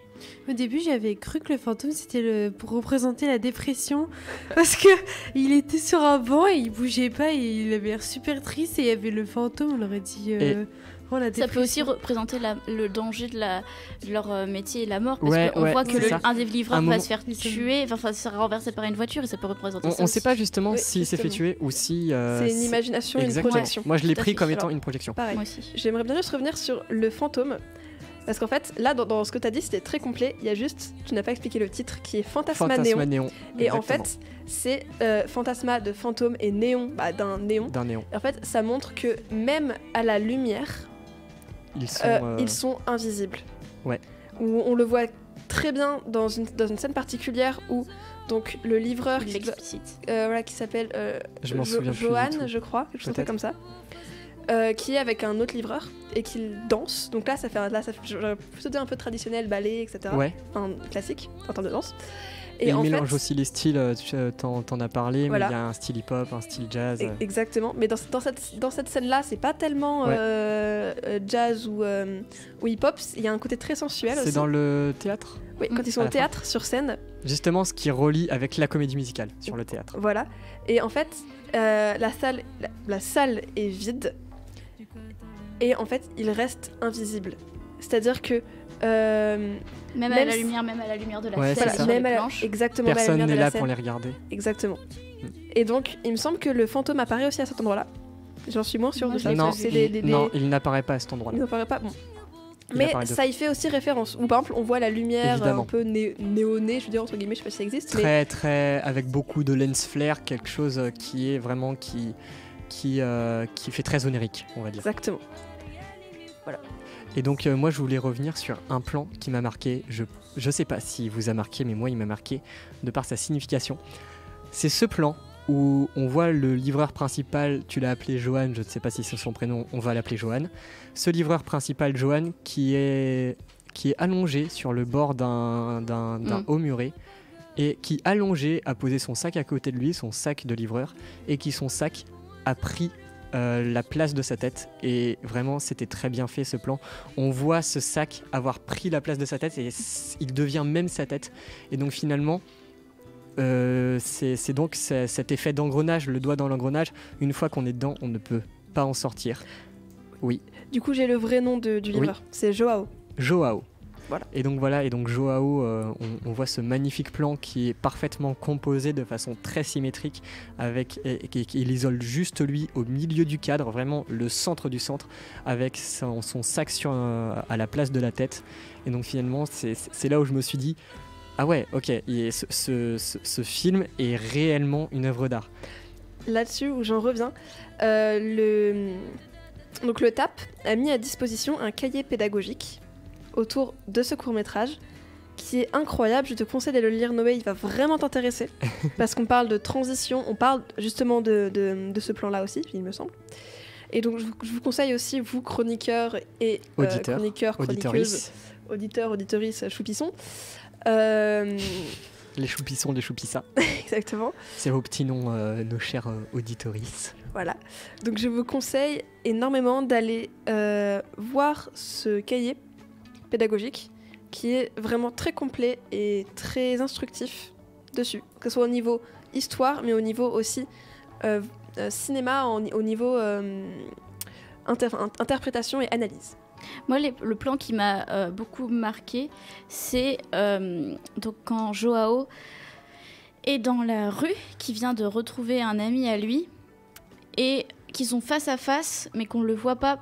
En fait, on le comprend par la succession de plans, mais où on voit du coup un gros plan sur Joao, son regard pendant quelques minutes. Ce plan-là est exceptionnel. Et suivi du même plan, mais sur son ami qui est en face de lui. Ce champ contre champ, je l'ai adoré. J'ai beaucoup aimé ce plan-là, cette scène-là. Elle était très profonde, très magnifique, et sans parole, mais en fait, il n'y en avait pas besoin. C'était juste par le regard, tout passe. Et c'est là qu'on le comprend vraiment. Moi, il y a un moment aussi que j'ai adoré dans ce film, c'est le moment où Joao lâche un cri de détresse qu'il associe justement avec cette musique et cette danse. Donc finalement, on le reçoit comme étant un chanteur qui chante, mais c'est un réel cri de détresse.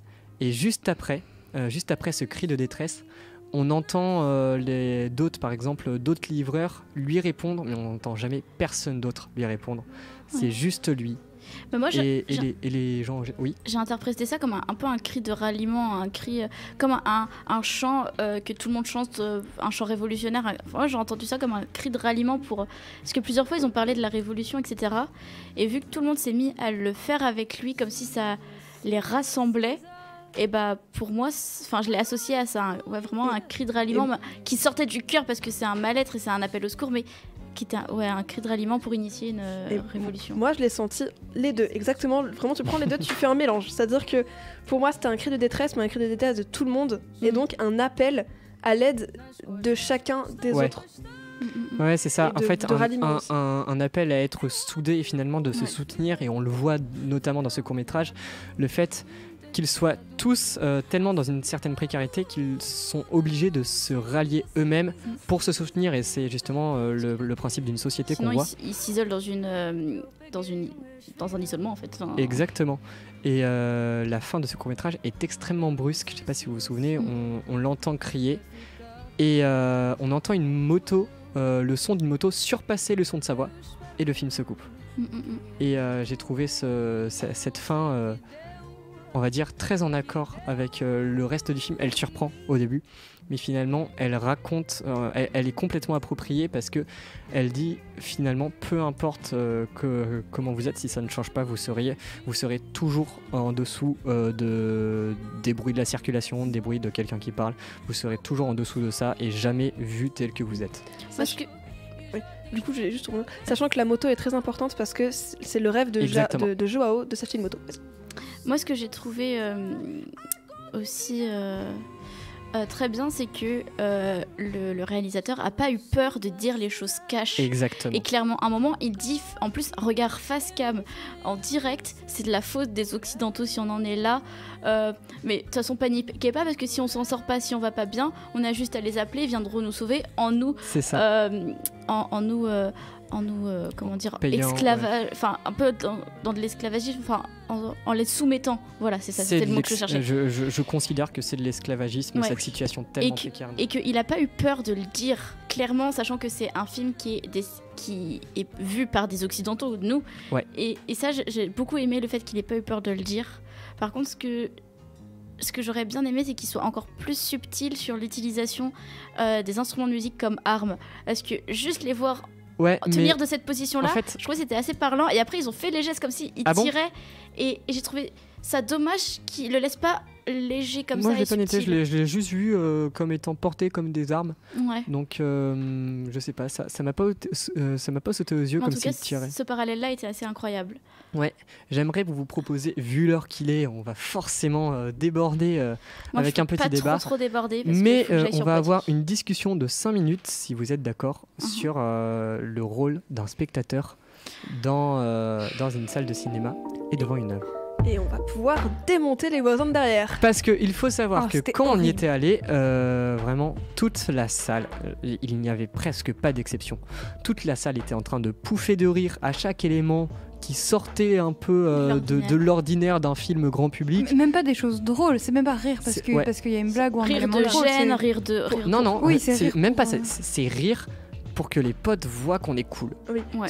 Pour moi, le truc qui m'a choqué dans les spectateurs, c'était dans le court-métrage que Irène, qui du coup a dû partir un peu plus tôt parce qu'elle avait Zuman. quelque chose à faire, Zuman, où les filles derrière moi, à un moment donné, donc on voit donc ceux qui s'occupent du zoo mettre de la nourriture dans une assiette comme ça et la donner du coup à l'humain. Et l'humain mange avec les mains parce qu'il n'a que ça. Et les filles derrière moi étaient « Ah mais c'est dégueulasse, il mange avec les mains !» Il y a que ça qui te choque, meuf. Il y a vraiment ça qui te choque. Voilà. Et j'étais « Non mais cette réflexion est beau. » Et futile. Voilà. Et puérile. Et donc, j'ai une question à vous poser. C'est la seule question de ce débat qui va durer exactement 3 minutes. Vous allez pouvoir parler chacun à votre tour sans problème. Pour vous, est-ce qu'un spectateur a une certaine responsabilité du point de vue de l'œuvre à partir du moment où il est spectateur justement d'une œuvre ? Qui commence? J'allais poser la même question. Bah, si vous voulez. Non, vas-y. Pour moi, oui, évidemment, parce qu'il faut respecter l'auteur, il faut respecter l'œuvre, il faut respecter les autres spectateurs aussi, mine de rien. En soi, faire des réflexions quand tu regardes un film chez toi, je peux comprendre. Mais Même quand d'âge, t'es- déjà, c'est chiant. Oui, c'est chiant déjà. Mais quand t'es au cinéma en plus avec d'autres gens, etc., il y a quand même un minimum de respect à avoir. Mm. Et on a applaudi, nous on a applaudi à la fin de certains courts-métrages, je crois qu'on l'a pas fait à tous, mais à la Et fin les du gens premier et à la et fin. les gens ont rigolé parce qu'on a applaudi. Oui, et vraiment, du coup, il y a quelques personnes qui ont suivi, mais ça me paraît normal quand on va voir comme ça une projection, surtout quand c'est un événement comme ça paraît normal d'applaudir, etc. Donc après, faut pas se priver d'avoir des réactions. Si jamais vous voyez un film drôle, rigolez. Si jamais vous avez envie de pleurer, pleurez.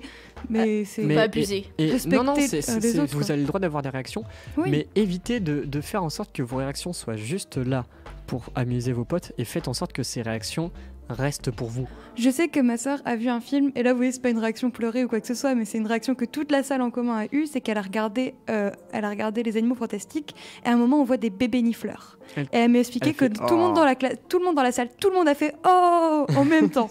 Et vous voyez, ça, c'est des réactions, c'est normal. Et quand tu regardes un film au cinéma, il y a toujours cette effervescence, cette ambiance, ces émotions communes Ouais. que tous les spectateurs ont. Après, Mais vas-y, respectez Là, les œuvres. là où je vais faire pas l'avocat du diable, mais à savoir aussi, ce qui est important pour contextualiser, c'était une séance lycéenne. Et donc À parfois des obligatoire. lycées. Mais Donc voilà, parfois obligatoire. Et très souvent, je pense, obligatoire pour quelques classes. je Oui, ne oui. suis pas d'accord sur le fait que ça les excuse. Ah, ça les excuse pas, je suis complètement d'accord avec toi. Parce que même si c'est obligatoire, même je sais pas, quand vous assistez à un cours devant un professeur, vous n'allez pas très clairement vous foutre de sa gueule, je suis c'est désolé une pour les question de termes, respect, en fait. mais vous n'allez pas vous moquer de lui si, je sais pas, à un moment il fait une erreur dans son cours ou un truc qui peut vous paraître drôle à vous et drôle peut-être pour vos potes vite fait mais pas drôle objectivement. Et donc vous n'allez pas juste vous moquer de lui comme ça de façon très voyante. Bon, le parallèle est un peu maladroit parce qu'un professeur est un être humain et un spectateur est devant une œuvre d'art, donc ce n'est pas la même chose.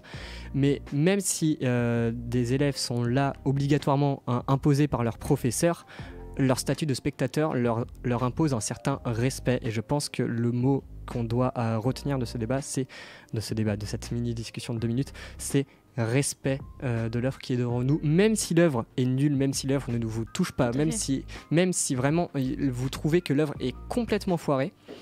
Dans tous les cas, même une œuvre nulle, une œuvre objectivement nulle ou qui ne vous a pas plu, elle vous apporte quelque chose. Elle vous apporte toujours quelque chose et vous avez toujours le pouvoir de juste sortir de la salle si jamais vous voulez rire un bon coup tellement c'est nul ou quelque chose comme ça. Juste gardez vos réactions pour vous, s'il vous plaît. Ne les partagez pas au point que le premier rang puisse entendre le dernier. Est-ce que tu peux rappeler la question parce que j'ai une réflexion. La question à faire, mais... c'est est-ce qu'un spectateur a une certaine responsabilité devant une œuvre ? Ok, donc un spectateur devant une œuvre. Moi, en fait, je pense que y a un problème que aussi d'un public initié au type d'œuvre aussi. Ouais, Parce il y a que une certaine là, éducation, oui, je suis d'accord. Nous, on se pose dans une position de « Oh, ça nous a saoulés, ils étaient trop chiants ». Mais parce que nous, on est un public initié et je trouve ça un peu hautain de notre part, alors que je suis tout à fait de votre côté. Et moi, ça m'a énervé plusieurs fois, je me suis retournée en disant « Chut ». Mais c'est que si c'est pas un public initié, et je pense que c'est pas un public qui a l'habitude d'avoir accès à de l'art en règle générale. Et donc, eux, la référence qu'ils ont, c'est la télé devant chez eux, très clairement, je pense. Et que du coup, ils n'ont pas cette conscience là de l'autre dans la salle et de gêner. En plus là il y avait un mouvement de groupe avec leurs potes, etc. Et je pense que c'est comme dans tout art et que dans tous les arts il y a une façon d'être en tant que spectateur différente. Je suis complètement d'accord, on en a parlé en cours de philosophie et donc on avait dit justement que l'art venait avec une certaine éducation pour apprécier cet art. Tout à fait. Il n'en reste pas moins cependant que tu as énoncé l'effet de groupe, ce n'est pas une excuse. Ah ben non, mais je suis d'accord avec toi. L'effet de groupe, on va avoir 18 ans bientôt l'année prochaine pour chacun d'entre nous dans cette salle, sauf toi Lia, si ce n'est déjà fait. On est assez mature pour prendre assez de recul pour se dire que même si on trouve ça ridicule, d'autres trouveront ça peut-être bien. Oui. Et même si tout le monde, si vous dites que tout le monde trouve ça nul, ce n'est pas la peine de le faire savoir aux autres. Et pour me mettre à la place des jeunes, peut-être que eux ils se sont dit que c'était nous les relous du premier rang qui n'étaient pas vivants dans l'œuvre. Oui, mais c'est quand même eux qui sont en tort, c'est quand même eux qui sont en tort. C'est sûr qu'ils se sont dit oui, on est des bobos poids de vin, on a accès à l'art. Et après, moi il y a un petit truc aussi, c'est que moi j'ai accès à plusieurs formes d'art, donc comme du cinéma où du coup t'es dans une salle et tu te tais, tu regardes, cinéma, tu te théâtre, cirque, Enfin voilà, j'ai accès aussi à du théâtre, de l'art de rue et c'est assez compliqué parce que j'ai été confrontée aussi à plusieurs fois à du public non initié parce que c'est le principe, c'est du théâtre de rue. Mais moi vu que je suis initiée, le théâtre de rue souvent il fait appel au spectateur, il lui demande une réaction, contrairement au cinéma, et que du coup ça, en fait, l'ambiance et la réaction du spectateur en fonction de l'art est hyper importante parce que du théâtre de rue sans réaction de spectateur, c'est compliqué, c'est mou, c'est dur d'accrocher. Ouais, je suis d'accord. Mais tu as mis les mots dessus, c'est l'œuvre qui demande des réactions aux spectateurs. Sauf que là, les œuvres ne demandaient aucune réaction. Non, mais là, c'est plus sur un point de vue général parce que la question est générale. Oui, mais en règle générale, l'œuvre demande une réaction du spectateur et le spectateur n'a pas à su réagir parce qu'il y a l'effet de groupe autour. Je veux revenir sur quand tu dis l'œuvre ne demande aucune réaction. Je suis pas d'accord avec toi. L'œuvre demande des réactions aux spectateurs. Non, mais une réaction particulière en fonction de l'art. T'as dit au niveau du cinéma, en tout cas, ça demandait aucune réaction. Non, c'est pas exactement. Je l'ai peut-être dit comme ça, mais c'est pas du tout ce que je voulais dire. Parce que pour moi, ça demande un certain silence du point de vue de la salle. Parce que tu peux rire quand c'est drôle, voir quand c'est pas drôle, mais tu ris bas. Tu peux pleurer, tu peux être surpris en mode tu vois. Ouais. Voilà. Par contre, ce qui n'est pour moi pas concevable ou ce qui m'énerve, c'est quand une personne va parler en même temps. Je suis d'accord. Va avoir une conversation. Voilà, va avoir une conversation, va avoir des réflexions, propos, des pensées à haute. Limite déplacées. Après, moi je sais que même personnellement, moi quelque chose qui va, même si la personne est dans le film, va dire non, ne fais pas ça, même très bas, parce que la personne est dans le film complètement. Par exemple, c'est un truc, ça va me gêner. Mais je comprends un peu plus. Je trouve ça ok. Mais voilà, mais je comprends cette réaction. Mais je sais que moi personnellement ça va me gêner parce que j'ai besoin parce que mon cerveau est et monotache. Voilà, s'occupe de tout ce qu'il trouve. Mais je veux revenir vite fait sur le fait qu'une œuvre demande une réaction. Ça, je me fais l'avocat du diable. Vous vous diriez peut-être, oui, mais non, mais c'est n'importe quoi parce que une œuvre ne demande rien du tout. C'est à nous de l'interpréter comme on veut. Non, il y a des procédés derrière une œuvre qui ont des buts précis. Donc oui, une œuvre va demander certaines réactions à un public, mais sauf qu'on en revient sur cette question, il faut que le public soit initié à ce genre d'œuvre d'art. Et par contre... Irrespectueux, parce que même si... Là, il était irrespectueux. Ouais. Mais par contre, c'était cool de la part des professeurs et du cinéma de proposer Oui, ça sûr. aux élèves parce que ça leur ouvre la porte Et à ce moi, je genre dirais plutôt d'œuvre que d'art. demander une réaction, je mettrais provoquer une réaction. Parce que Non, proposer Mm. une réaction. Moi, je dirais Voilà, proposer. pour moi, c'est entre les deux. Parce que du coup, ouais.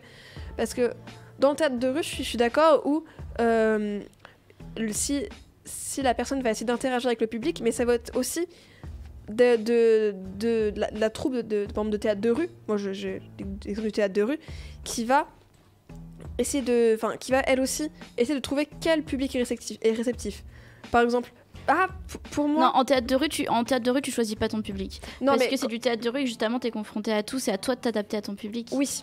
Dans le sens, oui, non, mais quand je dis choisir. Notamment notre non, improvisation devant la Alors. mairie avec des groupes LGBT. quand je dis choisir, c'est-à-dire que par exemple, t'as des gens qui vont s'arrêter, te regarder, mais par exemple, t'as ceux qui vont être derrière où tu sens vraiment ceux-là, faut pas que tu les interroges parce que il va pas te répondre. C'est dans ce sens-là où, par exemple, où tu vois qu'une personne qui est ultra intéressée, tu le sens quand t'as une personne qui va réagir avec toi. Bah en fait, non, Sauf je suis pas que d'accord avec toi parce que ça dépend. Je veux ça dépend pas, ce que tu cherches. je veux pas trop vous couper, mais c'est pour respecter un minimum l'horaire qu'on a déjà dépassé depuis 15 minutes. Mais juste pour revenir très rapidement sur ce que disait Claire, oui, il y a un certain ressenti sur les spectateurs que, en tant qu'artiste, on va devoir venir chercher, et donc d'autres qu'on ne va pas devoir venir chercher parce qu'ils sont insensibles à notre forme d'art et donc stoïques. Il n'empêche que ces spectateurs-là doivent avoir un respect pour Oui, l'œuvre. moi, je Alors, pense qu'un je suis public complètement Et moi, je donc- pense qu'un public qui n'est pas initié pourra quand même, Avoir un respect avoir avec une prise de recul. Et même donc, s'il n'est pas initié, tant qu'il y a du c'est ça. respect, ça passe. c'est pour ça, je vous propose que j'énonce le mot de la fin. Je peux juste. Ouais. Pour moi, faut pas forcément qu'un public soit. C'est le mot de la initié. fin. T'as le Ok. mot de la fin, Claire. Pour moi, faut pas forcément qu'un public soit initié pour Ok. regarder une œuvre, parce que sinon. Oui, mais sinon, ça rend il élitiste. sera jamais initié. Voilà, c'est ça. Il faut qu'il soit initié en regardant et des ça œuvres. rend élitiste. Oui, je suis tout à fait d'accord. Mais il n'empêche que, objectivement, il y a une certaine éducation, une initiation à avoir pour regarder Il faudrait que tout le monde l'ait. certaines œuvres. Il faudrait que tout le monde l'ait, pas Exactement. juste une élite. Mais c'est le problème de... L'art. Non, c'est le problème de... La société. Mince, j'ai pas mes mots de notre accès à la culture. Tout à fait. Qui n'est pas... On a un bon accès à la culture en France, un très très bon accès à la culture. Mais il en reste qu'il y a encore des gens qui ne peuvent pas forcément se payer certaines places de cinéma, de théâtre ou de choses comme ça. Et donc restent avec, entre guillemets, une culture très basique. Et c'est très dommage parce que la culture, c'est quelque chose d'exceptionnel. Bah, je dis ça, mais on a une émission tournée sur la culture, donc c'est normal qu'on en parle. Mais voilà, donc surtout, en tant que spectateur, ayez un certain respect devant les œuvres que vous regardez. Peu importe si elles sont nulles pour vous, peu importe si vous les trouvez vraiment nulles ou qu'elles soient objectivement nulles. Ou dérangeante. Ouais, ou- c'est ça. Ou géniale. Il y a un respect. Juste garder un respect envers l'œuvre et les autres spectateurs qui la regardent. Et je pense qu'on peut se dire à la semaine prochaine. C'était Choupot sur Delta FM 90.2. Vous pouvez retrouver toutes nos rediffusions sur YouTube, Deezer, Spotify et le site de Delta FM. Bisous tout le monde, merci d'avoir été là, Bisous. notamment Bisous. Lia et Irène et Ilan qui sont malheureusement partis, qui ont fait de très belles chroniques. À la semaine prochaine.